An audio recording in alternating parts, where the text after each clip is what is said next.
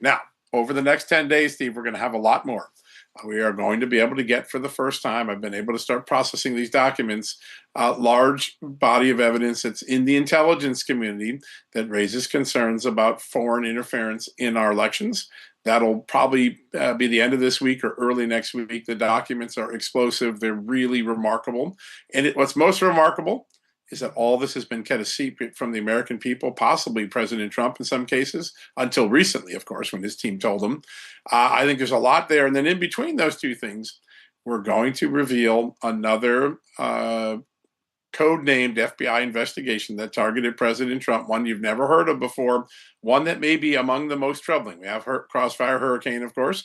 We've got Plasmic Echo, and we have the third one that targeted the January 6th investigation, Arctic Frost. There's another one that is really deeply troubling. It's troubling to the FBI. It's troubling to the intelligence community. It seems to involve speech delimiters.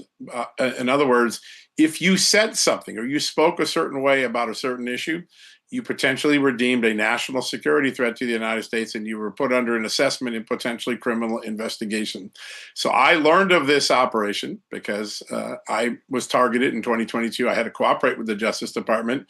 When the Justice Department and I talked, they realized that their entire theory of the case was ludicrous. But as a result of that, I've been on a 2.5, 3 year mission to get these documents, to get the truth out about what happened recently.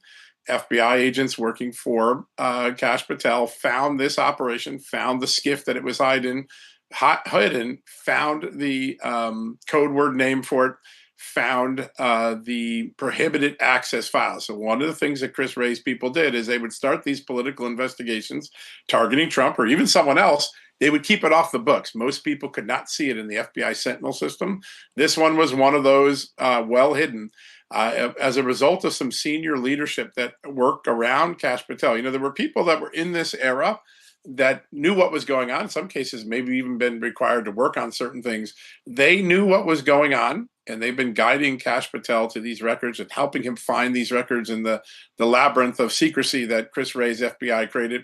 So these senior executives are really helping uncover some really jaw-dropping stuff.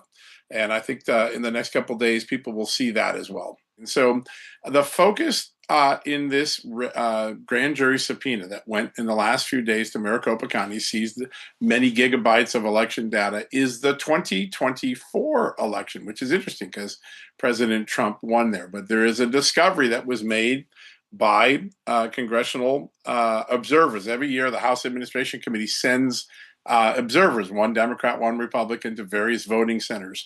One of the teams, the Republican-Democrat team that went to Maricopa County, observed something very disturbing. They took pictures. They wrote a long report. Congressman Abe Hamadeh hinted at this in an oversight letter recently.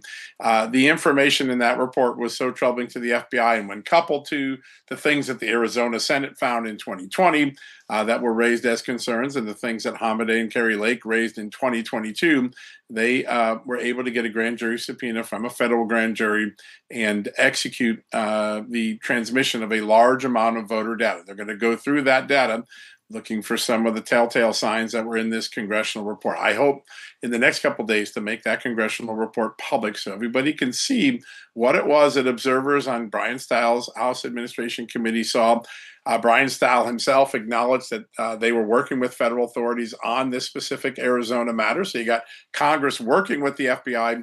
And I think this is phase 2 of about a 5-phase look at states, particularly blue states or blue areas of states, where elections are not administered the way the law says they're supposed to be. And as a result, the FBI may come in and prosecute people because it is a federal felony if you don't follow your state's laws, if you don't treat everybody the same under your state law. So that's where we're at today.